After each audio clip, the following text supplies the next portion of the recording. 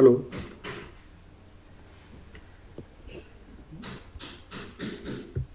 Hello, good afternoon sir. हाँ, good afternoon, good afternoon. तो proceed किया जाए आगे। Yes sir. Yes sir. Yes sir. तो पिछले टर्न पे हम लोगों ने क्रोमेटोग्राफी पढ़ा था, और स्लाइड कुछ संख्या ज़्यादा हो गई थी तो थोड़ा सा फास्ट हम लोग चले थे। और आज हम लोग थोड़ा सा आराम से और अच्छे ढंग से पूरी तरह समझते हुए आगे बढ़ेंगे। तो आज का जो टॉपिक है वो है सेंट्रीफ्यूगेशन। ठीक है। तो इससे आप लोग हमारे ख्याल से अवगत होंगे। इसके बारे में आप लोग अच्छी तरह से जानते होंगे। आप बीएससी एमएससी में भी प्रैक्टिकल किए होंगे।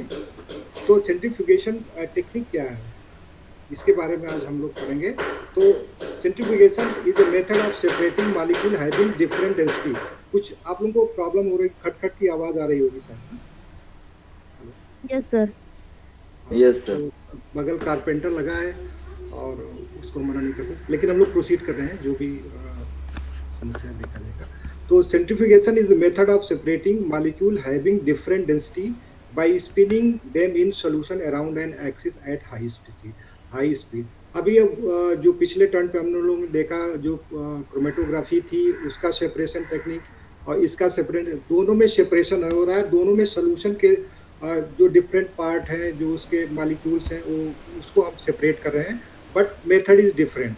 लेकिन हमारा जो इसमें सेंट्रीफ्यूगेशन मेथड है, सोल्यूशन फॉर्म में कुछ लेते हैं, उसको जो डिफरेंट डेंसिटी का है, उस डेंसिटी के अनुसार, साइज के अनुसार और शेप के अनुसार इसका डिफरेंट मॉलिक्यूल से या डिफरेंट पार्ट उसको सेपरेट करते हैं।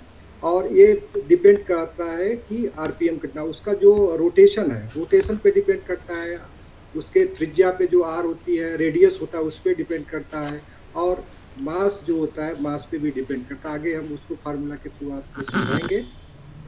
तो centrifugation is set of spin at certain number of revolution per minute. Centrifugate जो वर्क करता है कि उसका पर मिनट रोटेशन कितना ज़्यादा है, रेवोल्यूशन उसका अपने एक्सिस के अराउंड वो पर मिनट कितना रोटेट करता है, उस पर सेंट्रीफ्यूगेशन टेक्निक काम करती है। और सेंट्रीफ्यूगेशन है तो सेपरेशन, जो नेचर में भी सेपरेशन होता है। हम कोई चीज़ अगर सोल्यूशन रखते हैं तो कुछ टाइम के बाद वो सेटल डाउन होते हैं डिफरेंट कंपोनेंट्स को। जो ज़्यादा डेंसिटी का है वो पहले होता है, जो कम का है वो बाद में होता है।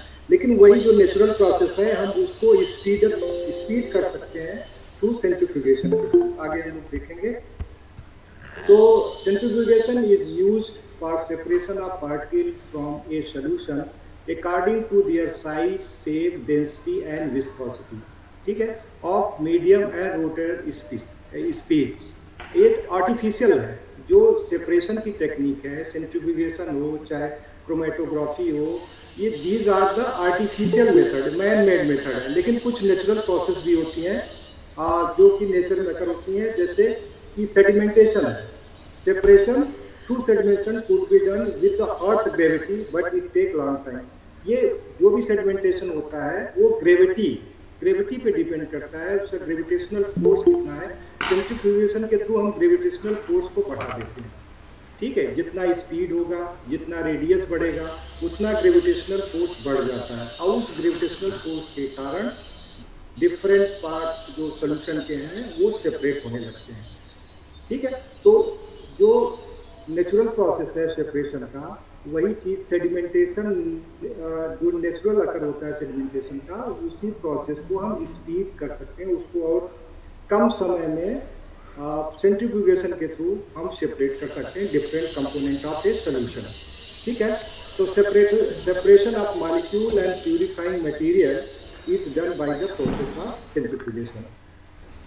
और सेंट्रीफ्यूगेशन मेकिंग दैट, जो नेचुरल प्रोसेस होता है हमने बताया है, उसी को ये स्पीड कर सकता है और जल्दी प्रोसेस कर सकता है। जो हम वेट करेंगे उसको हम 2 मिनट 1 मिनट, डिपेंड करता है कि कैसा हमारा सोल्यूशन है, जो सैंपल हम ले रहे हैं सेपरेट करने का, और कितने आरपीएम में कैसे क्या करना है, उसको हम आर्टिफिशियली कंट्रोल्ड वे में और कम समय में उसको हम लोग प्राप्त कर सकते हैं, जो कि नेचर में काफ़ी टफ है।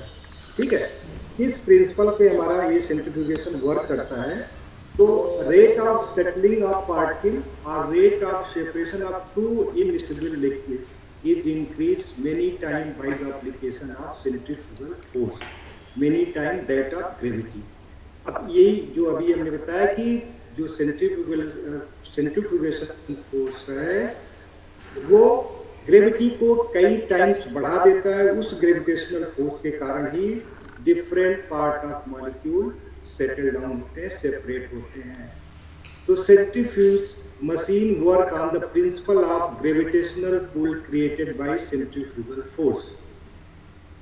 आप सेंट्रीफ्यूगल को ऐसे देख सकते हैं कि अगर एक ही धागे में कोई पत्थर बांध लीजिए, टुकड़ा कुछ बांध करके अगर अपने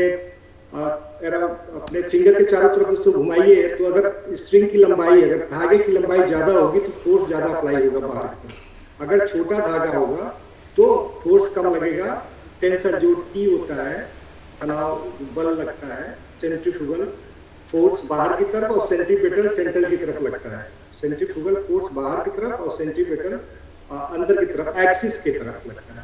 ठीक है, तो अगर रेडियस बड़ा होगा, धागे की लंबाई ज्यादा होगी तो उसमें सेंट्रीफ्यूगल फोर्स ज्यादा लगेगा। या अगर धागे की लंबाई बराबर है, अगर वेट हम डिफरेंट कर देते हैं, अगर वेट ज्यादा होगा तो उसका सेंट्रीफ्यूगल फोर्स बढ़ जाता है। वेट के अनुसार, तो ये वेट पे भी डिपेंड करेगा, रेडियस पे भी डिपेंड करेगा और इसके स्पीड पे भी डिपेंड करेगा। आगे फार्मूला के थ्रू हम समझाएंगे पीछे।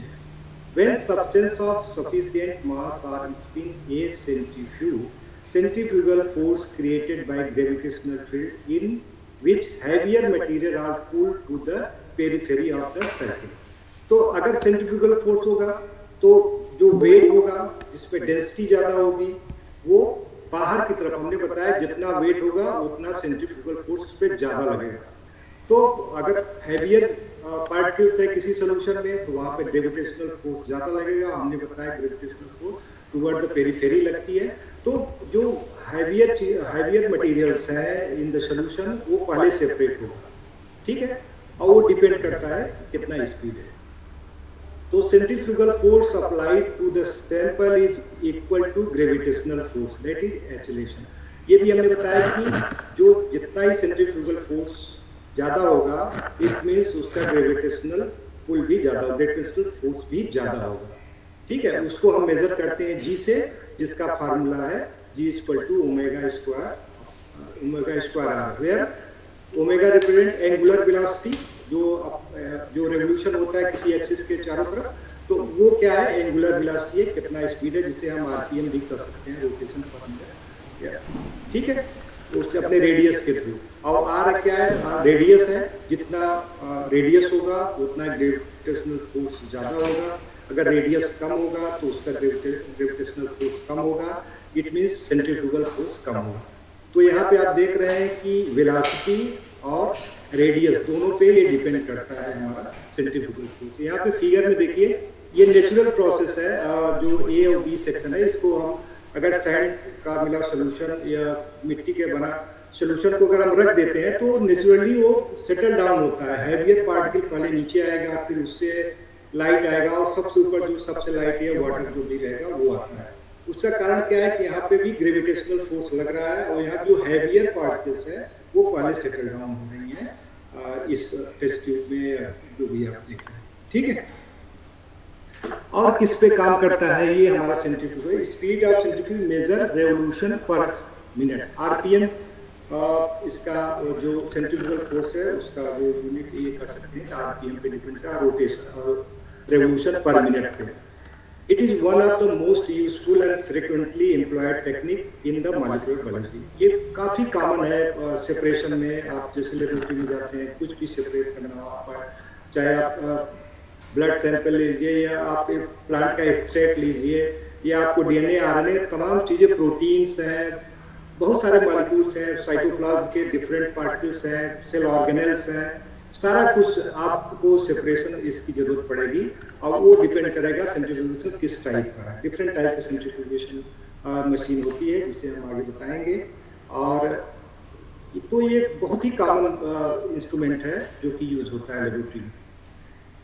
In this process, denser component of mixture migrate away from the axis and lighter component migrate toward the axis. हमने बताया कि जिसका जितनी डेंसिटी होगी, जिसका जितना वजन होगा, उस पर सेंट्रीफ्यूगल फोर्स उतना ज़्यादा लगेगा। और सेंट्रीफ्यूगल फोर्स हमेशा टुवर्ड द पेरिफेरी लगता है, बाहर की तरफ फोर्स लगता है। तो इसलिए जो डेंसर पार्टिकल्स होंगे, जो जिसकी डेंसिटी ज़्यादा होगी, वो बाहर की तरफ पहले ही सेपरेट हो जाते हैं, बाहर की तरफ पहले माइग्रेट करते हैं। और जो हल्के लाइट वेटेड पार्टिकल्स होंगे, they migrate toward the axis. जो एक्सिस होगा, रोटेशन जो होता है, उसके एक्सिस के अराउंड रहेंगे लाइटर पार्टिकल, अवे रहेगा डेंसर पार्टिकल्स।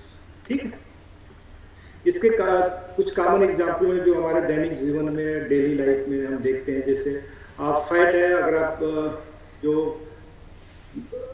स्किम मिल्क होता है, जिसमें हम लोग कहते हैं पेरा हुआ दूध, जिसमें से क्रीम निकाल ली जाती है, वो भी इसी मशीन पे सेंट्रीफ्यूगल फोर्स पे ही काम करती है। इसमें क्या होता है, लाइटर पार्टिकल जो फैट है वो पहले सेपरेट हो जाता है टुवर्ड द पेरिफेरी, और डेंसर पार्टिकल वाटर या जो और कंटेंट है वो बाहर की तरफ चले जाते हैं।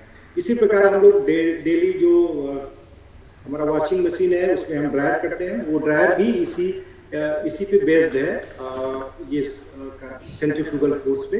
उसमें आप देखते हैं जब हम ड्रायर में रखते हैं कपड़े, तो हमेशा कपड़े जो है वो जो ड्रायर है उसके चारों तरफ चिपक जाते हैं, तो वो बाहर तरफ से जाता है। और वहाँ पे क्या है, कपड़े के में वाटर रहता है, वाटर भी बाहर तरफ जाने की कोशिश करेगा, लेकिन वो वाटर जो उसमें छोटे छोटे छेद रहते हैं, उसमें से वाटर तो निकल जाता है, लेकिन कपड़ा नहीं जा पाता। ठीक है, तो ये भी उसी पे वर्क करता है। जब स्पिन करेगा तेजी के साथ, तो वाटर से, कपड़े से वाटर बाहर की तरफ जाने की कोशिश करेगा, कपड़ा तो जा नहीं सकता, लेकिन वाटर वहाँ से निकल जाता है उस स्पीड के कारण। उस जितना स्पिन तेज होगा उतना ज़्यादा ये वाटर बाहर की तरफ जाएगा और मशीन से बाहर आ जाएगा। तो centrifuge is device that use centrifugal force to separate various component of fluid. ठीक है, तो ये सेंट्रीफ्यूज ऐसे डिवाइस है जिसके सहायता से, जिसके हेल्प से हम ये component, different component of fluid को हम एक्सट्रैक्ट कर, अलग अलग सेपरेट कर सकते हैं। This is achieved by spinning the fluid at high speed with a container, thereby separating fluid of different density, cream from milk, liquid from solid। इस तरह से हम different component उसको separate कर सकते हैं। In a laboratory, centrifuge that use sample tube, the radial oscillation cause denser particle to settle to bottom of tube, while low density substances rise to the top। तो इसमें laboratory condition हम लोग tube में radial acceleration करते हैं, और उसके through हम देखते हैं कि जो डेंसर पार्टिकल्स है वो बॉटम पे आ जाता है, और जो लाइटर है वो ऊपर आ जाता है।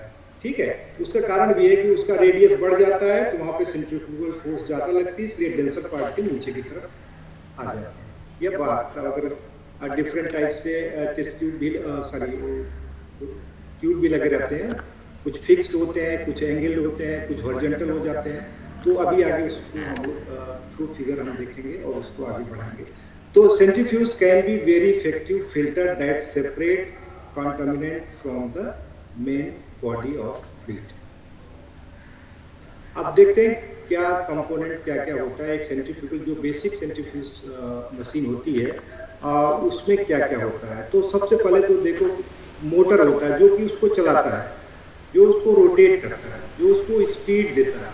ठीक है, तो एक मोटर की जरूरत होती है। Basic centrifuge component include electric motor, जो बिजली की सहायता से, जनरेटर की सहायता से हम उसको चला सकते हैं, और सॉफ्ट होगा एंड रोटर। ये सॉफ्ट देखिए ड्राइव सॉफ्ट है, जिसके ऊपर रोटेटर लगा है और ये रोटेट करता है। इसी में ये ट्यूब्स हैं जिसमें हमारा सैंपल, जिससे सैंपल को हम सेपरेट करते हैं, डिफरेंट सैंपल। इसमें रोटर में जो ट्यूब लगी है। तो which centrifuge head, turn and motor drive assembly. If होता क्या, ये तो बेसिक चीज़ है, लेकिन कुछ जो हमारी सेंट्रीफ्यूज मशीन होती है उसमें रेफ्रिजरेटर और कंप्रेसर भी लगे रहते हैं। जरूरी नहीं है सब में, वो डिपेंड करता है कि वो हमारा सेंट्रीफ्यूज किस टाइप का है। अगर सोफिस्टिकेटेड है, हाई स्पीड है और अल्ट्रा स्पीड है, तो उसमें हमें कंप्रेसर और रेफ्रिजरेटर की जरूरत पड़ेगी। तो if the centrifuge is refrigerated, a compressor and associated component are included. अगर उसमें कंप्रेसर है, उसमें टेम्परेचर कंट्रोल करने के लिए मशीन लगी तो एक्स्ट्रा उसमें लगा था। लेकिन जो साधारण हम लोग लैब में यूज करते हैं टेबल सेंट्रीफ्यूज वगैरह, तो उसमें ये रेफ्रिजरेटर और कंप्रेसर की जरूरत नहीं पड़ती। ठीक है, तो entire system is house with in A chamber. ये पूरा सिस्टम एक चैम्बर के अंदर रहता है जिसे हम लोग ऑपरेट करते हैं। सुरक्षा की दृष्टि से इसको एक चैम्बर में रखा जाता है और टेम्परेचर कंट्रोल करने के लिए तमाम उससे एडवांटेज हैं, जिसके कारण हम उसको एक चैम्बर के अंदर रख करके उसको ऑपरेट करते हैं। तो head is revolving disc having metal tubes और containers for holding the tube.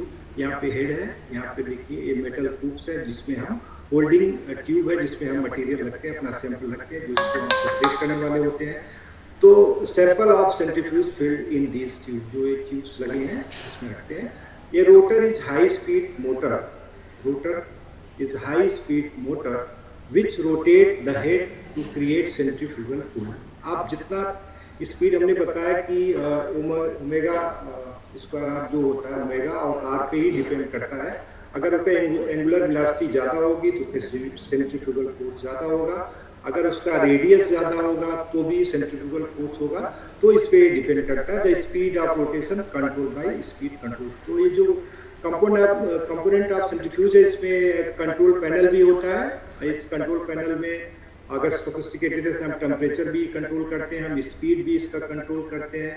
तो तमाम चीज़ें हैं कंट्रोल पैनल से हम इसको कंट्रोल करते हैं। इसके जो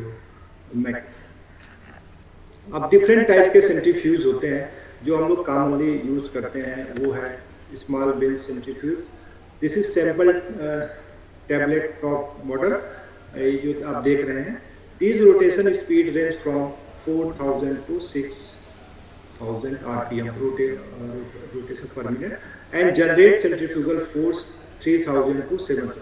अब ये जो साधारण जो जी का मान हम लोग देखते हैं कि 9.8 होता है जी, और लेकिन जितना स्पीड अगर हम बढ़ा देंगे तो इसका जी का वैल्यू बढ़ जाता है। अगर यहाँ देखिए इस 4000 to 6000 RPM है, जिसमें जी का मान जी की वैल्यू जो है वो 3000 to 7000 ग्राम हो जाती है।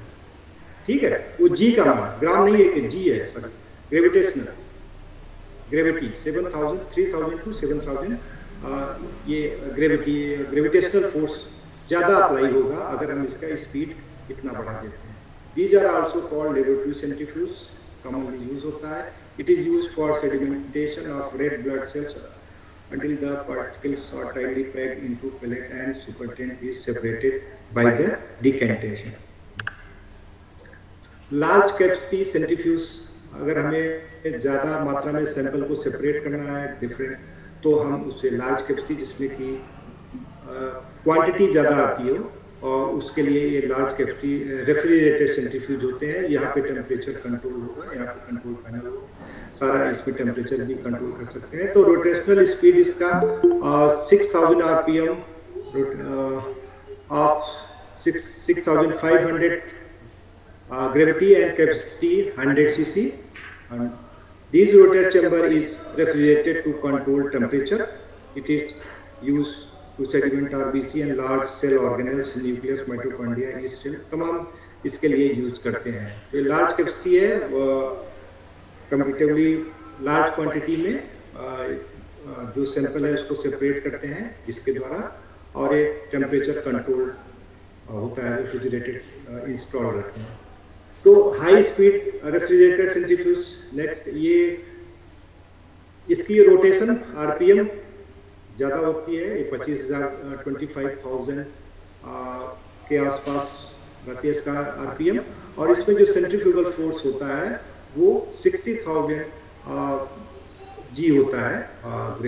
ग्रेविटी जो उसका जी का मान जो होता है वो 16,000 होता है। जो नेचुरल जो अकरेंस होता है, जो नेचुरल मिलता है 9.8, उसके अनुपात में 60,000 ज़्यादा होता है।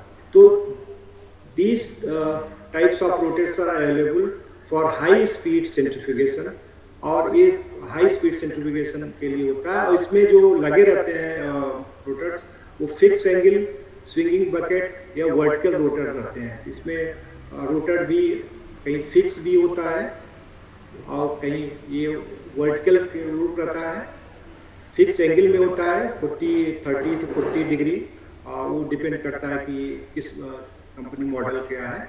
और वर्टिकल रोटर होता है जो कि फिक्स होता है, और स्विंगिंग बकेट होता है जो कि जब स्पीड लेता है तो वो हॉरिजॉन्टल आ जाता है, वो लगभग 180 डिग्री के आसपास है। तो ये डिपेंड करता है, ठीक है। तो इसका यूज जो है वो refrigerated and are use to sediment smaller microorganism, cellular organelles and cellular debris, इसके लिए यूज होता है। अब कंटिन्यूअस फ्लो सेंट्रीफ्यूज भी एक अदर टाइप का है। इसमें क्या होता है कि एक अभी जो पिछला तीनों पढ़े हैं उसमें तो होता है एक बार सैंपल हम लोड कर दिए और उसको फिर बंद करके तभी सेपरेट करते हैं। इसमें कंटिन्यूअस फ्लो होता रहता है। इसमें जो हमारा सैंपल है जिसको हम सेपरेट करना चाहते हैं वो एक ट्यूब के थ्रू इसमें बराबर जाता रहता है और दूसरे ट्यूब से ये बाहर आता रहता है। इसमें खास बात होती है जो इसका continuous flow centrifuge are without tubes instead of rotor. Rotor is tubular. यहाँ पे जो रोटर है, जो सेंट्रल रोटर होता है वो खुद वो ट्यूबुलर शेप होता है, तो उसी में सैंपल जाता है और रोटर्स के साथ ये मूव करता है और सेपरेट होता रहता है। मतलब इसमें ट्यूब नहीं, बार बार ट्यूब भरने की जरूरत नहीं है। यहाँ पे सीधा रोटर में जाएगा, जो रोटर हमारा खुद एक ट्यूब शेप का होता है, ट्यूबुलर होता है, उसमें सैंपल एक तरफ से आता है, दूसरी तरफ से वो निकलता रहता है। तो कंटिन्यूअस इसमें होता है। इसमें लार्ज क्वांटिटी ऑफ सैंपल हम सेपरेट कर सकते हैं, लार्ज स्केल हार्वेस्टिंग से हम कर सकते हैं जो हमारा सैंपल हो, ठीक है। यहाँ ऊपर फिगर में देखें, जिस फिगर सही नहीं आ रहा है लेकिन ये यहाँ पे आप देखेंगे कि रोटर ही ट्यूबुलर शेप है और इसमें मटेरियल जो भी सोल्यूशन या जो हमारा सैंपल होगा उसको हम सेपरेट करते हैं। फिर आता है सोफिस्टिकेटेड जो सबसे हाई स्पीड होता है, ultra centrifuge. Speed varies from 60,000 to 150,000 RPM. These are very gentle and are used in sedimentation of cellular and subcellular component. These are two type. ये भी दो प्रकार का होता है और इसका जो G का वैल्यू बढ़ जाएगा वो 2 लाख to 10 लाख XG, मतलब टाइम्स G है। X मीन्स टाइम्स, इतने times, 10 lakh times of G, 2 lakh to 10 lakh times G। इसमें इसके अगर रोटेशन करता है 60,000 to 150,000 RPM, तो इसका जो G की वैल्यू बढ़ जाएगी वो लगभग 2 लाख से 10 लाख के आसपास है। ये ultra centrifugation is also two type. Preparative ultra centrifuge, इसका speed 80,000 RPM and centrifugal field up to 6 lakh G। और analytical centrifuge, these are heavy speed 70,000 RPM and relative centrifugal force RCF is about 50 lakh G। आगे इसको detail में हम देखते हैं। Preparative जो ultra centrifuge होता है, स्पीड हमने अभी बताया। Preparative centrifuge refer to high velocity centrifuge used to isolate and purify specific sub microscopic particle. इसका यूज है in isolation and purifying cellular and sub cellular component like endoplasmic reticulum, microsome, fraction and ribosome, etc., and also separate biological macromolecules. It may be of different type or density gradient type. In this, the homogenate is exposed to increasing centrifugal force one after another. इसमें ये होता है कि अगर हमें different density के different gradient को अलग अलग करना है तो पहले कम स्पीड में हम जो लार्जर पार्टिकल इजीली सेपरेट हो जाते हैं उनको हम पहले उसको सेपरेट करते हैं, फिर हम उसी जो बचेगा आगे हम फिगर बताएंगे तो उसको और फिर हाई स्पीड करते हैं, फिर उससे जो कम डेंसर के पार्टिकल होंगे वो सेपरेट होंगे, फिर और स्पीड करेंगे जो और कम होगा वो भी सेपरेट हो जाए। ऐसे हम ग्रेजुअल उसको हम सेपरेट करते हैं, जिसे हम कहते हैं density gradient type, different type of density gradient type in homogenate is exposed to increasing centrifugal force one after the other, एक के बाद दूसरा सेंट्रीफ्यूगल फोर्स हम बढ़ाते जाते हैं। और सेंट्रीफ्यूगल फोर्स कैसे बढ़ाएंगे? Through the speed. या तो स्पीड के साथ बढ़ा सकते हैं क्योंकि उसका जो रेडियस होता है वो फिक्स है, पर्टिकुलर सेंट्रीफ्यूज का रेडियस फिक्स होता है। तो हमारे पास एक ही है कि हम उसका ओमेगा बढ़ा दें। Omega means angular velocity. तो अगर हम एंगुलर वेलोसिटी जैसे जैसे बढ़ाते हैं वैसे वैसे स्मॉलर पार्टिकल सेपरेट होते जाएंगे। ठीक है, तो each time sediment is separated and homogenate is exposed to higher RCF, relative centrifugal force. RCF क्या होगा आगे बताएंगे हम। ठीक है, तो जैसे जैसे सेडिमेंटेशन होता है वैसे हम आरसीएफ बढ़ा देते हैं। आरसीएफ को कहते हैं रोटेशन, रिलेटिव सेंट्रीफ्यूगल फोर्स। तो sedimentation is called pellet and contain a particular fraction. जो सेडिमेंटेशन होता है उसे हम पिलेट कहेंगे और उसको हम अलग अलग हम फ्रैक्शन में उसको निकालते हैं। The density gradient centrifugation. In density gradient centrifugation, the cell organelle or cellular macromolecule are separated into layers according to their density and the viscosity of medium.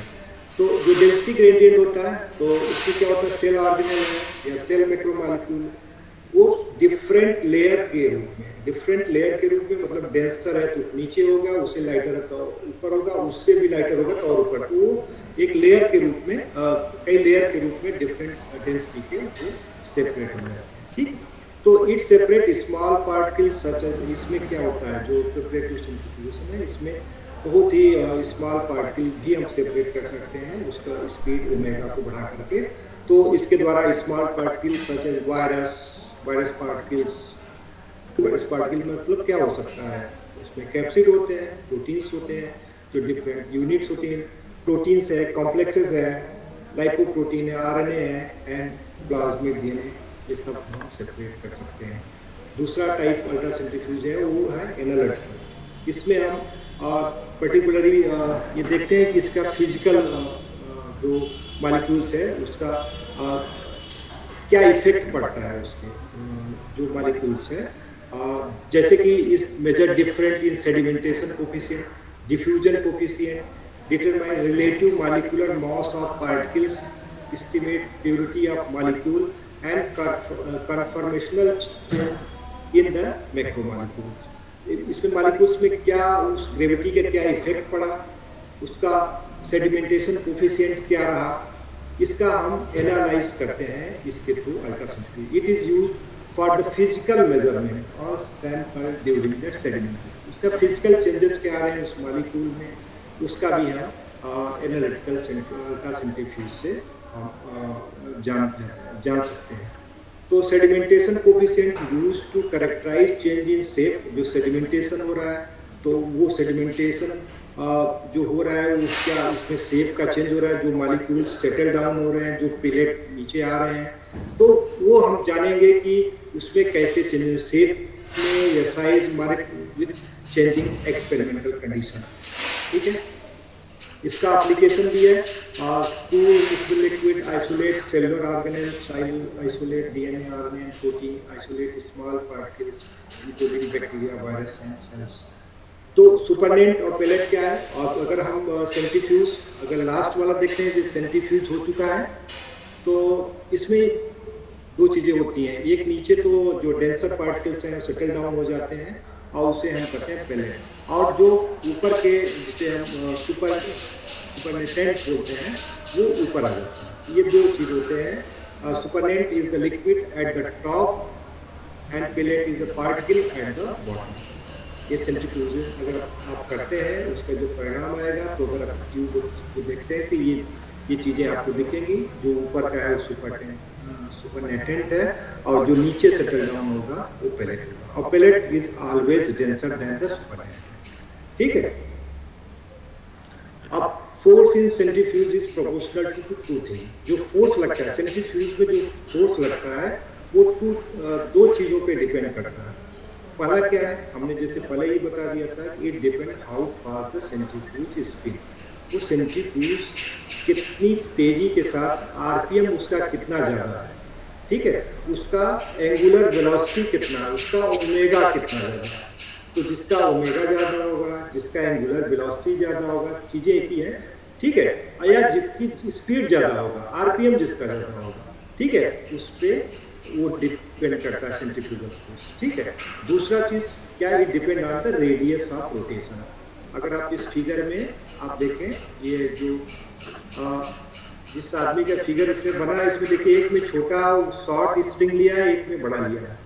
तो आप देखेंगे छोटे में फोर्स कम लगेगा। कभी आप भी एक्सपेरिमेंट करिए, हाँ, इस टाइप का कि धागे में कोई ऑब्जेक्ट बांध लीजिए जो थोड़ा सा वजन हो, और धागे को हाफ मीटर पे रोटेट करिए और फिर 1 मीटर पे रोटेट करिए लंबाई। आप देखेंगे तो 1 मीटर पे वही ऑब्जेक्ट आपको ज्यादा फोर्स बाहर की तरफ लगेगा।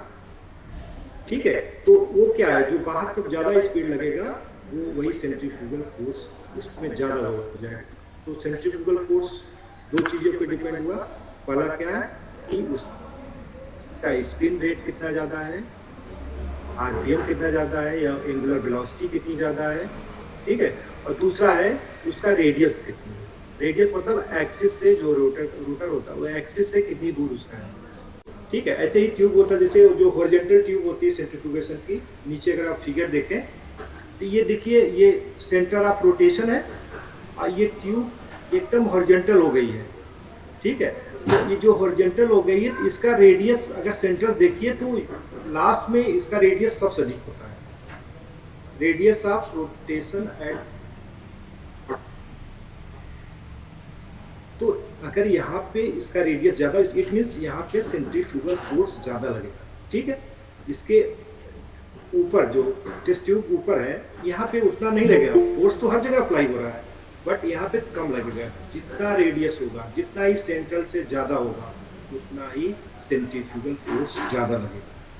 ठीक है, तो radius of rotation eight the top of tube आप देख रहे हैं, यहाँ पे सेंट्रीफ्यूगल फोर्स कम लगेगा सेंट्रल की तरफ, और radius of rotation bottom of the tube R maximum, यहाँ पे आर मैक्सिमम होगा, रेडियस सबसे अधिक होगा, इसलिए यहाँ पे सेंट्रीफ्यूगल फोर्स ज़्यादा लगेगा। ठीक है, तो ये हम लोग दैनिक जीवन में बहुत सारा इस सेंट्रीफ्यूगल फोर्स को फील भी करते हैं। कैलकुलेशन ऑफ सेंट्रीफ्यूगल फोर्स, तो यहाँ पे अगर वेलोसिटी देखा जाए, v equal to E, v क्या है, v क्या है, एक रेडियल वेलोसिटी है, हाँ, और जो w है क्या है, एंगुलर वेलोसिटी है। ठीक है, तो लाइनियर वेलोसिटी जो होती है, अगर उसको हम दोनों में फार्मूला निकालें तो कैसे निकलेगा, तो एंगुलर वेलोसिटी को हम रेडियन पर सेकंड से, और r यहाँ पे क्या है, रेडियस ऑफ रोटर है। ठीक है, तो सेंट्रीफ्यूगल एक्सीलरेशन, सेंट्रीफ्यूगल एक्सीलरेशन में उसकी कितना स्पीड है, तो वो v upon r, v is linear velocity, r है। ठीक है, रेडियस है, अगर इसको कैलकुलेट करें। और यहाँ पे सेंट्रीफ्यूगल फोर्स जो अप्लाई होगा वो किस पे होगा, मास कितना वजन है into centrifugal acceleration, CF centrifugal force equal to mass into centrifugal acceleration. तो यहाँ पे मास अगर देखा, मास इनटू, अगर इस सेंट्रीफ्यूगल एक्सीलरेशन का यहाँ पे जो डिराइव किया गया v स्क्वायर अपॉन r, अगर यहाँ अप्लाई करते हैं तो ये हो जाएगा m omega square r square upon r यहाँ पे कट जाएगा, तो बचेगा क्या, mass angular velocity square and r। तो जो CF है, सेंट्रीफ्यूगल फोर्स, यहाँ पे आप देखें तो तीन चीज़ पे काम करें, एक मास भी है, अगर मास ज़्यादा होगा तो वहाँ पे भी सेंट्रीफ्यूगल फोर्स ज़्यादा लगेगा। ठीक है, और वेलोसिटी जितना होगा उसका स्क्वायर के हिसाब से उसकी मतलब स्पीड, सेंट्रीफ्यूगल फोर्स बढ़ेगा। रेडियस भी अगर बढ़ता है तो भी सेंट्रीफ्यूगल फोर्स बढ़ेगा।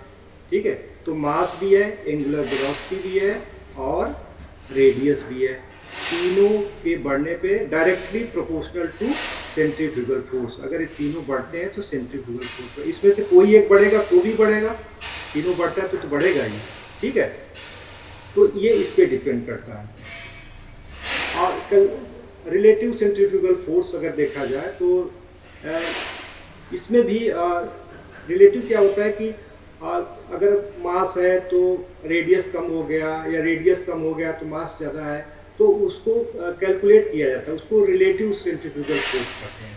तो यहाँ पे भी देखिए, अगर ये आर मिनिमम अगर इतना है, आर मिनिमम का रेडियस 3.48 cm है किसी रोटेटर को, तो यहाँ भी इसका जो उसका जी का मान होगा, जो सेंट्रीफ्यूगल फोर्स काम करेगा, उसी प्रोपोर्शन से बढ़ जाएगा। यहाँ आर देखिए 3.84 है, तो यहाँ पे आंसर 38,600 XG है। ठीक है, इतने टाइम्स उसका ग्रेविटेशनल जो रिलेटिव सेंट्रीफ्यूगल फोर्स वो बढ़ जाता है नेचुरल से। तो यहाँ मैक्सिमम में देखिए, यहाँ मैक्सिमम भी 91,482 आ रहा है।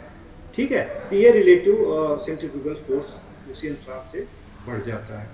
ठीक है, how fast does a particle sediment, कैसे ये पार्टिकल्स कितनी तेजी से कैसे बढ़ सकते, कैसे सेटलमेंट हो के सेडिमेंट होते हैं, कैसे सेंट्रीफ्यूज हो जाते हैं, कैसे वो पिलेट के रूप में सेपरेट हो जाते हैं। तो वो डिपेंड करता है कि हमारा उस पर्टिकुलर सेंट्रीफ्यूज का आरसीएफ कितना है। ठीक है, it depend RCF in centrifuge, size of particle के साइज पे डिपेंड करेगा, पार्टिकल के डेंसिटी पे भी डिपेंड करेगा कि डेंसिटी कितना ज़्यादा है, जितना डेंसिटी होगा उतनी जल्दी सेपरेट होगा। ठीक है, लिक्विड के डेंसिटी पे, लिक्विड विस्कोसिटी पे भी डिपेंड करता है। ये सारे स्टैंडर्ड हैं जिस पे ये डिपेंड करता है कि जो सेंट्रीफ्यूज है उसका कितनी तेजी के साथ हो रहा है। ठीक है, it turn out that if particle is the same density at the liquid around it, the particle does not move. अगर आप देखिए कि अगर हम सिर्फ प्योर वाटर लें और उसको सेंट्रीफ्यूज करें, ठीक है, तो क्या सेंट्रीफ्यूज है, कुछ नहीं होगा, क्योंकि सारा डेंसिटी होमोजीनियस है, तो वहाँ पे कोई चीज़ सेपरेट नहीं होगा। जो भी लिक्विड ले रहे हैं, अगर दो लिक्विड ले रहे हैं, दोनों की डेंसिटी सेम है, तो भी सेपरेट नहीं होगा, क्योंकि सेम डेंसिटी है। ठीक है, लेकिन अगर पार्टिकल मोर डेंस है किसी दूसरे पार्टिकल से, ठीक है, ये particle is more dense then the liquid, it move down the tube. अगर कोई ज़्यादा डेंसिटी का है तो वो ट्यूब में जल्दी पिलेट के रूप में आ जाएगा। ठीक है, और ये particle is less than that of then liquid, it move. अगर कोई पार्टिकल लेस डेंस है, कम डेंसिटी है उसका, तो वो ऊपर आ जाएगा, जैसे कि पहले फिगर में आप देख सकते हैं। बेसिक मोड ऑफ सेंट्रीफ्यूगेशन कैसे होता है थोड़ा सा समझ लेते हैं। कि अगर हम कोई होमोजेनाइज टिश्यू लेते हैं, क्रश करते हैं, मान लीजिए लीफ एक्सट्रैक्ट लेते हैं, लीफ को ही क्रश करके, फ्लावर को क्रश करके, या कोई सैंपल ले लिया किसी सोल्यूशन का ले लिया, तो अगर हम प्लांट का ही लेते हैं, तो प्लांट को अगर होमोजिनेट को 600 XG, मतलब 600 टाइम्स उसका जी बढ़ा देते हैं, जिसे हम रिलेटिव सेंट्रीफ्यूगल फोर्स कहते हैं, तो उसमें क्या होगा, जो 600 बहुत ज़्यादा नहीं होता है, तो उसमें जो पार्टिकल्स होंगे सेटल होंगे, वो लार्जर पार्टिकल पहले सेटल हो जाएंगे, और जो उसमें स्मॉलर पार्टिकल्स हैं, मतलब सेल के डिफरेंट कॉन्स्टिट्यूएंट हैं, तो वो जो ज़्यादा डेंस होगा, लाइक न्यूक्लियस या लार्जर जो होगा, वो पहले सेटल होंगे। ठीक है, पिलेट के रूप में। फिर क्या करते हैं, सुपरनेंट को हम फिर से ले लेते हैं। अब इस सुपरनेंट को फिर से डिकेटेंट करके फिर से इसको हम सेंट्रीफ्यूज करेंगे, लेकिन अब इसकी स्पीड हम बढ़ा देंगे, इसका आरसीएफ बढ़ा देंगे, रिलेटिव सेंट्रीफ्यूगल फोर्स बढ़ा देते हैं। तो यहाँ पे अब हम 10,000 G लेते हैं उसका रिलेटिव सेंट्रीफ्यूगल फोर्स। तो यहाँ पे देखते हैं कि वो अभी न्यूक्लियस से थोड़ा सा लाइटर ऑर्गेनेल्स पे, सेल ऑर्गेनेल्स पे, लाइक माइटोकॉन्ड्रिया, वो फ्रैक्शन में आ जाते हैं। अब भी जो सुपरनेंट है, इसमें भी बहुत सारे अभी सब माइक्रोस्कोपिक सेल ऑर्गेनेल्स हैं, जो कि काफ़ी लाइट वेटेड है, काफ़ी लाइट डेंस हैं। तो इसको फिर से हम उसको डिकेंट करेंगे सुपरनेंट को, और फिर से इसको हम सेंट्रीफ्यूज करते हैं। अब क्या करेंगे, इसका हम जी फिर बढ़ा देंगे। और जी कैसे बढ़ाते हैं, उसका ओमेगा बढ़ाकर, उसका एंगुलर वेलोसिटी बढ़ा करके। ठीक है, तो और हम इसका अगर हम जी बढ़ा देते हैं, और जी बढ़ाने का हमारे पास एक ही साधन है, क्योंकि उसका रेडियस फिक्स है, तो हमारे पास एक ही चीज़ है कि हम उसका स्पीड बढ़ा दें। ठीक है, उसका ओमेगा बढ़ा दें, उसका रोटेशन आरपीएम बढ़ा दें, ठीक है। तो अगर हम फिर से और स्पीड कर देते हैं और आरपीएम बढ़ा देते हैं तो जी का वैल्यू बढ़ जाएगी और जो और लाइटर पार्टिकल्स हैं वो भी सेटल डाउन होंगे। ठीक है, तो हम इसको कई स्टेप में इसके जो भी सेल ऑर्गेनेल्स हैं या जो पार्टिकल्स हैं उसको हम सेपरेट करते हैं। ठीक है, ये ग्रेडियंट है, डेंसिटी ग्रेडियंट डिफरेंट आरपीएम पे या डिफरेंट जी पे, डिफरेंट जी मीन्स डिफरेंट आरसीएफ पे, रिलेटिव सेंट्रीफ्यूगल फोर्स पे हम किसी भी सॉल्यूशन से उसके साइज के डेंसिटी के आधार पे हम अलग अलग फ्रैक्शन में उसको अलग कर सकते हैं। ठीक है,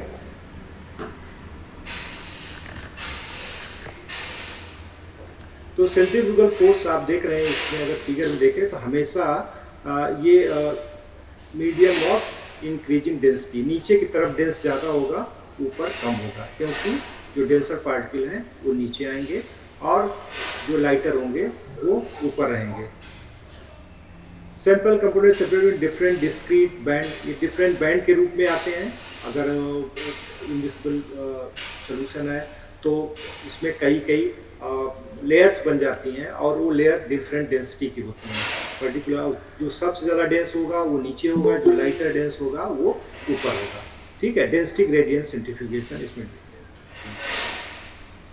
अब ये इंस्ट्रूमेंटेशन कैसे होते हैं, ये सेंट्रीफ्यूगेशन जैसे अभी बताया कई टाइप के होते हैं, सम गो फास्टर सम स्लोअर, जैसे हमारे नीड है वैसे हम उसको यूज़ करते हैं। जरूरी नहीं है कि अपने एक साधारण लैब के लिए हम अल्ट्रा सेंट्रीफ्यूज यूज़ करें। ठीक है, तो सोफिस्टिकेटेड होता है, ज़रूरी नहीं है बहुत स्मॉल पार्टिकल्स में रहने चाहिए, कम क्वांटिटी में होने चाहिए। क्यों? क्योंकि हमने बताया कि मास का भी सेंट्रीफ्यूगल फोर्स पे असर पड़ता है, तो जितना मास होगा उतना जी का वैल्यू बढ़ भी जाएगा। ठीक है, और अल्ट्रा सेंट्रीफ्यूज वगैरह में तो आप जान लीजिए कि अगर 1 ग्राम है, अगर उसको 1 लाख आरपीएम पे करेंगे तो लगभग 1 कुंटल के बराबर हो जाता है। सोचिए, वो अगर उतना वैल्यू उसका बढ़ जाएगा तो इंस्ट्रूमेंट तो रहेगा ही नहीं। इसलिए उसमें बहुत ही small sample like DNA, RNA, small protein के फ्रैक्शन, उसको ही हम सेपरेट करते हैं, तो उसमें बहुत स्मॉल क्वांटिटी यूज करते हैं। आगे हम लोग देखेंगे। तो some go faster some slower, some can take a lot of volume, other little, जैसी ज़रूरत है। अभी आपने देखा हाई कैपेसिटी या जनरल यूज़, तो जितना जैसी आवश्यकता हो, जैसा प्रोटोकॉल उस इंस्ट्रूमेंट पे कह रहा है वैसे ही हम उसको ऑपरेट करते हैं। और सम अलाउ टेम्परेचर कंट्रोल, किसी में जैसे हमने बताया कंट्रोल पैनल होता है, रेफ्रिजरेटर होते हैं, तो उसमें टेम्परेचर कंट्रोल भी रहता है, जरूरी नहीं है सभी में उसकी ज़रूरत। तो some allow you to add sample as centrifuge running, जैसे हमने बताया कंटिन्यूअस फ्लो ऑफ सेंट्रीफ्यूज, तो किसी में सैंपल एक बार लोड कर दिए फिर लास्ट में निकले, किसी में सैंपल चलता रहेगा और सेपरेशन होता रहेगा, वो कंटिन्यूअस प्रोसेस चलता है। Some are specific for pathogen where some aerosol must be, बहुत सारे इंस्ट्रूमेंट हैं जो बहुत ही स्पेसिफिक होते हैं। डिज़ाइन हम पहले ही बता दिए कि कैसा होता है, कंट्रोल पैनल है, ये सब चीज़ पहले ही फिगर में बता दिए। बेसिक कंपोनेंट ऑफ सेंट्रीफ्यूज क्या क्या होता है। सेफ्टी कंसर्न भी हमें रखना चाहिए कि जो सेंट्रीफ्यूज यूज़ कर रहे हो तो हमें उसका बहुत ही प्रिकॉशन रखना चाहिए, क्योंकि हमने बताया कि इसका कितना ज़्यादा वेट हो जाता है। अगर कोई चीज़ कोई मटेरियल उस पर लोड कर रहे हैं तो क्या क्या प्रिकॉशन रखना चाहिए अपने इंस्ट्रूमेंट का, सेंट्रीफ्यूज का। तो सबसे पहले कि जो इंस्ट्रूमेंट है हमारा सेंट्रीफ्यूगेशन इंस्ट्रूमेंट, हम ऐसे जगह रखें जहाँ पे वो सरफेस इसका एकदम स्मूथ और इवन होना चाहिए, अनइवन नहीं होना चाहिए।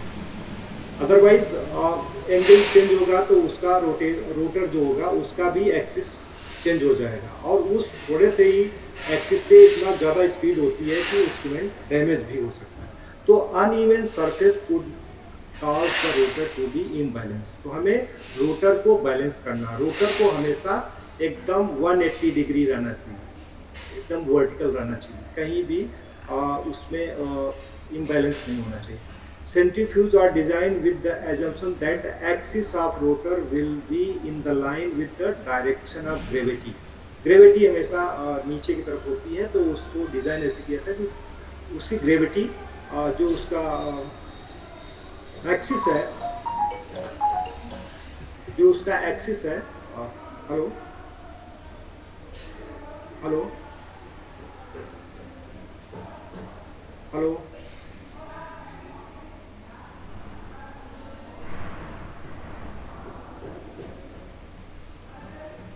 हेलो हेलो हेलो नित्या नित्या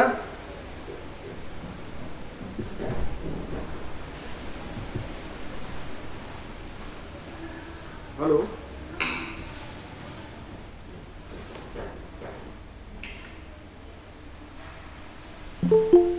नित्या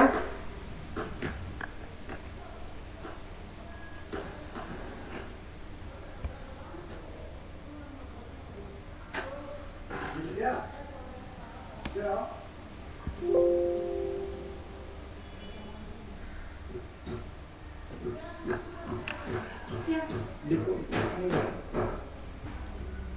देखते चले जा।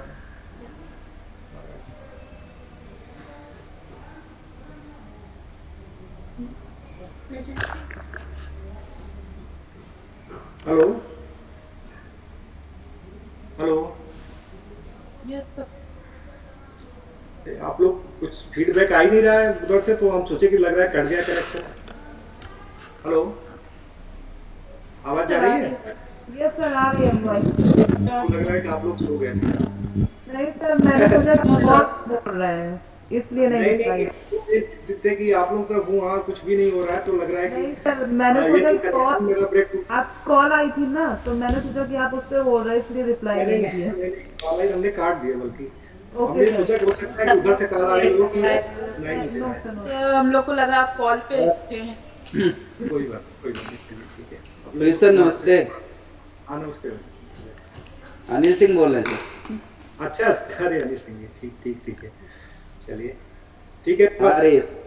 आ रही है, चलिए। हाँ, तो सेफ्टी कंसर्न के बारे में हम लोग बात कर रहे थे।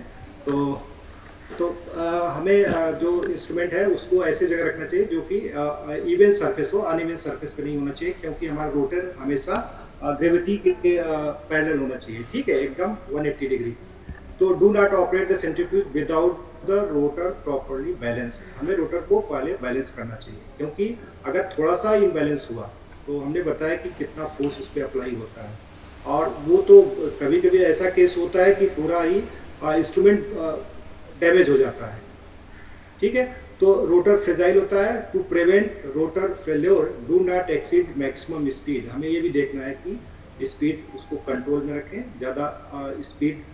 जो भी इंस्ट्रूमेंट लिया जाए उसका एक प्रोटोकॉल होता है, तो उस प्रोटोकॉल को प्रॉपर रीड करके ही हम उसको ऑपरेट करें, ठीक है। तो maximum mass limit of the rotor, ये भी डिपेंड करता है कि कि कितना हमें लोड करना है उसमें, ट्यूब में जो भी वेसल है जिसमें हम जिस मटेरियल को हम सेंट्रीफ्यूज करना चाहते हैं, तो वहाँ पे हमको ये भी देखना है कि ऐसा नहीं कि उसमें उसकी कैपेसिटी 1 ग्राम या 2 ml या 3 ml है तो हम उसको 10 या 20 ml हम उसमें फुल कर रहे हैं, ठीक है। और स्पीड भी हमने देखा है कि स्पीड में अगर कम वॉल्यूम है तो उसको स्पीड हम ज़्यादा करते हैं, ज़्यादा वॉल्यूम में हमें स्पीड कम करना है, लेकिन ऐसा नहीं सैंपल हम पूरा फुल करके हम फुल स्पीड कर दें, तो ऐसा नहीं है। हमें उस प्रोटोकॉल को अच्छे से रीड करके तभी हमें उसको ऑपरेट करना चाहिए, अदरवाइज इंस्ट्रूमेंट डैमेज हो जाता है, ठीक है। और काफ़ी केसेस में तो काफ़ी ज़्यादा डैमेज हो जाता है। तो एन अल्ट्रा सेंट्रीफ्यूज, जैसे कि अभी हम चर्चा भी किए थे कि an ultracentrifuge 1 gram particles weight 0.65 tons. सोचिए 1 ग्राम जो कोई पार्टिकल अगर हम सेंट्रीफ्यूज कर रहे हैं, अगर उसको हाई अल्ट्रा सेंट्रीफ्यूज मतलब 50,000 एबव अगर हम उसको आरपीएम पे ले जाते हैं, ठीक है, आरसीएफ जो उसका वैल्यू, तो उसका वेट 1 ग्राम का 0.65 टन। सोचिए कितना वैल्यू हो जाता है। इसी प्रकार आप देखिए जो राइफल वगैरह गोली होती छोटी सी है, लेकिन स्पीड और रोटेट करके चलती है, कितना ज़्यादा डैमेज करती है। तो ये स्पीड पे डिपेंड करता है, ठीक है। स्पीड पे डिपेंड किया, वेट पे डिपेंड किया, एंगुलर वेलोसिटी पे डिपेंड किया, ठीक है। तो हमें इस चीज़ को प्रॉपर स्टडी करके तभी ऑपरेट करना चाहिए, ठीक है। ऐसा नहीं कोई भी चीज़ हम उसको फिल करके और उसको चाहे जितने स्पीड पे हम चला दें, ऐसा नहीं। तो any imperfection will Weeknd the rotor, rotor पे ही जाएगा पूरा, क्योंकि रोटर पे ही चारों तरफ वो उस पर फोर्स अप्लाई हो रहा है। Therefore यूज एक्सपर्ट डिजाइन, ठीक है। रिटायर एट करेक्ट टाइम, उसको एक लाइफ भी होती है और उस पर हमको नोट भी करना चाहिए डेली कितना उसको यूज़ किया, कितने दिन हो गया, उसका पूरा सर्विस भी ध्यान रखना चाहिए, अदरवाइज वो फेल्योर भी हो सकता है। रन स्लोअर व्हेन नेसेसरी, जैसे अगर हमें ज़रूरी नहीं है तो हमें उसको बहुत फास्ट नहीं चाहिए। अब रोटर भी कई टाइप होते हैं। Rotor use in a centrifuge are characterized mainly into fixed angle rotors, swing bucket rotors, vertical rotors. Depending on the type of centrifugation, speed of centrifuge and volume of sample. तो जो rotor होता है वो कई type होगा, आगे अभी हम दिखाएंगे कि कुछ तो फिक्स एंगल होते हैं, और फिक्स एंगल वाले होते हैं कि उनका एक फिक्स एंगल रहेगा, और दूसरे होते हैं बकेट रोटर्स, जो उस पर हम ट्यूब डाल देते हैं और वो जब स्पीड पकड़ता है तो 180 डिग्री तक वो हॉरिजॉन्टल पे आ जाते हैं, ठीक है। अब उसको हमने बताया कि जब हॉरिजॉन्टल पे आएंगे तो उसका रेडियस बढ़ जाएगा और वहाँ पे सेंट्रीफ्यूगल फोर्स ज़्यादा लगता है। और कुछ तो जो अल्ट्रा सेंट्रीफ्यूज होते हैं वो हमेशा फिक्स्ड होते हैं और वर्टिकल होते हैं, ठीक है। तो depend upon the type of centrifugation, speed of centrifuge and volume of sample के अनुसार हम उस टाइप का रोटर चूज करते हैं, उस प्रकार का सेंट्रीफ्यूज चूज करते हैं, सेंट्रीफ्यूज मशीन चूज करते हैं। Among these rotor, the fixed angle and swimming bucket rotors are most commonly used in a tabletop. जो हम लोग जनरली यूज करते हैं अपने सब लैब में, वो कैसे होते हैं, स्विंगिंग बकेट होते हैं। उस पर आप रखिए और स्पीड करिए तो आप देखेंगे 180 डिग्री पे आ जाएगा, हॉरिजॉन्टल आ जाता है, ठीक है। लो speed and high speed floor model centrifuge, तो vertical rotor are use for ultra centrifuge. जो वर्टिकल होता है तो वो अल्ट्रा सेंट्रीफ्यूज मशीन में यूज होता है। Rotor use for slow speed centrifuges are made up of steel, brass और परस्पेक्स। तो ये काफ़ी हार्ड मटेरियल के भी बने होते हैं ताकि डैमेज ना होने पाए। Rotor are fabricated from range of material such as carbon fibre, aluminium, titanium for high speed centrifugation to withstand larger stress. ज़्यादा स्ट्रेस मीन्स ज़्यादा प्रेशर को वो अपने को बियर कर सकें, इसलिए इनके जो मेटल होते हैं जो इसके बने होते हैं वो काफ़ी सोफिस्टिकेटेड, काफ़ी हार्ड और नॉन फ्रेजाइल टाइप के मेटल्स इसमें यूज। फिक्स एंगल रोटेटर, आप यहाँ पे देखें तो इसका एक एंगल फिक्स्ड है, पर्टिकुलर फिक्स है, लेकिन एक एंगल बना हुआ है 30-40 डिग्री जो भी हो। तो in this rotor particles move radially outward under the influence of centrifugal field and they travel very short distance before reaching the outer wall of the centrifuge. Two factors determine the type of fixed angle rotor required in a centrifuge. These are desired force, desired G force जिसे हम RCF कहते हैं, relative centrifugal force, and desired volume of sample, ठीक है। दूसरा होता है swing bucket. यहाँ पे आप देखिए ये स्विंग बकेट है, जब ये चलेगा तो ये हॉरिजॉन्टल हो जाएगा, ऊपर आ जाती है ट्यूब। तो swing bucket rotors are ideal for separating large volume sample up to 12 metre at low speed. A swimming bucket rotor has a following main parts: rotor body having 4 or 6 arms to support bucket attached to the centrifuge drive. Bucket placed onto the arm of rotor body and turn union pin used to hold the bucket in the place.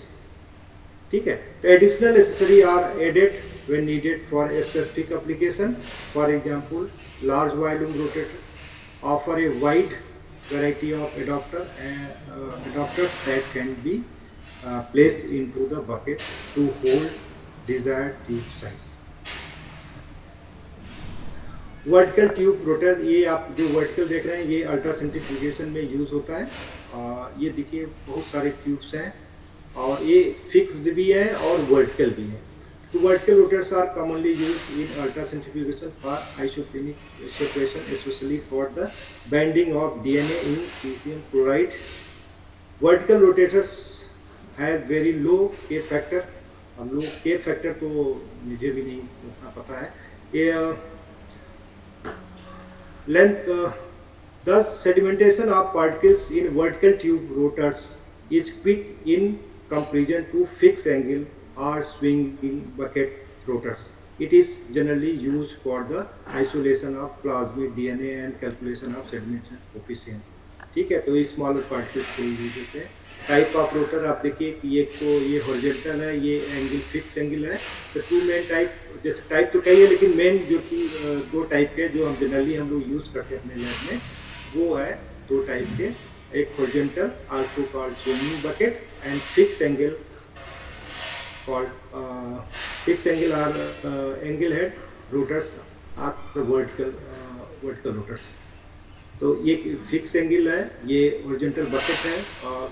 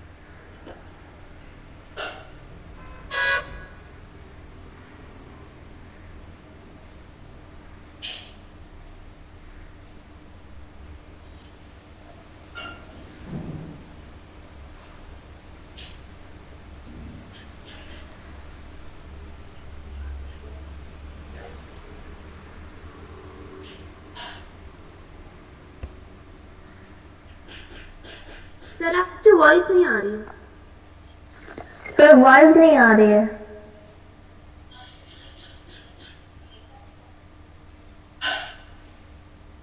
Sir you are not Audible.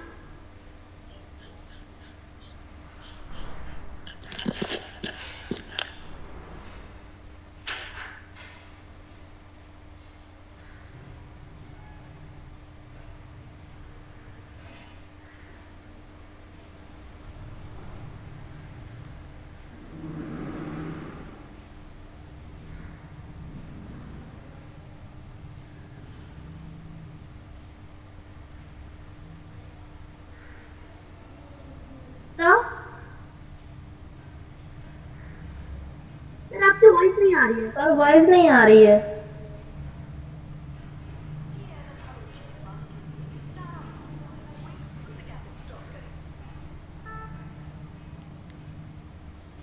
हाँ sir, आपका mic शायद बंद हो गया है। हाँ mic और ये, हाँ और वॉइस नहीं आ रही है। हाँ ठीक है सर।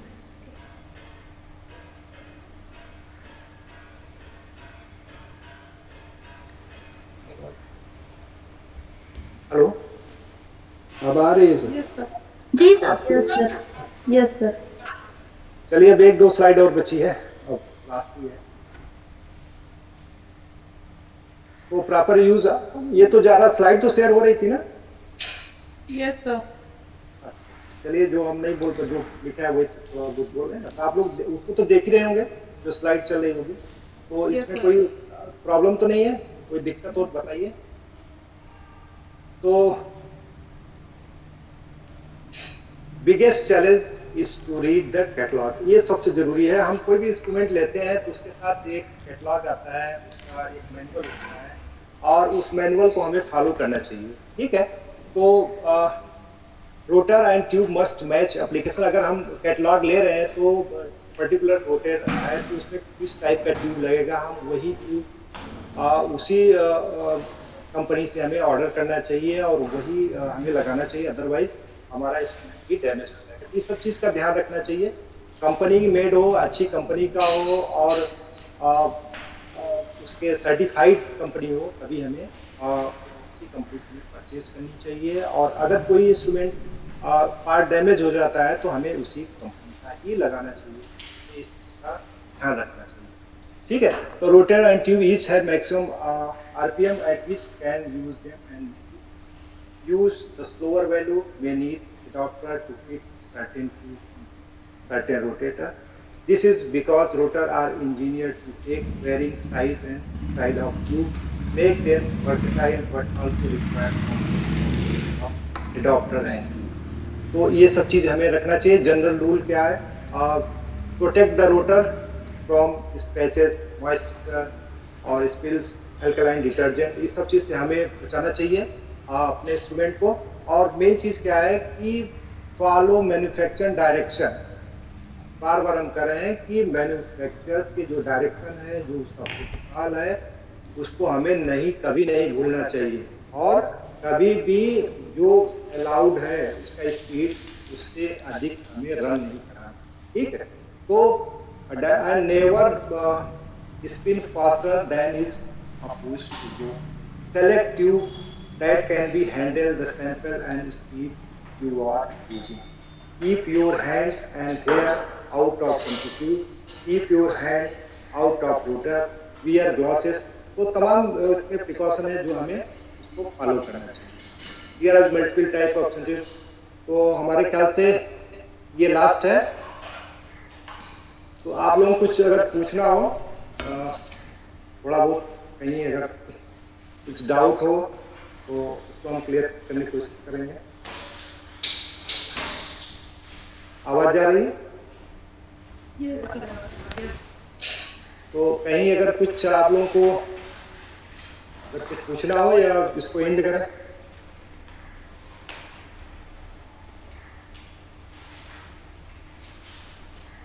हेलो, हाँ सर सही। सही है, तो एंड करें मीटिंग।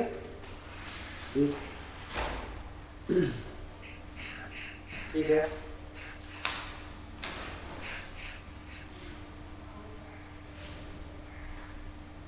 दरअसल हम बड़े वीक हैं यार इसमें। अभी तो हम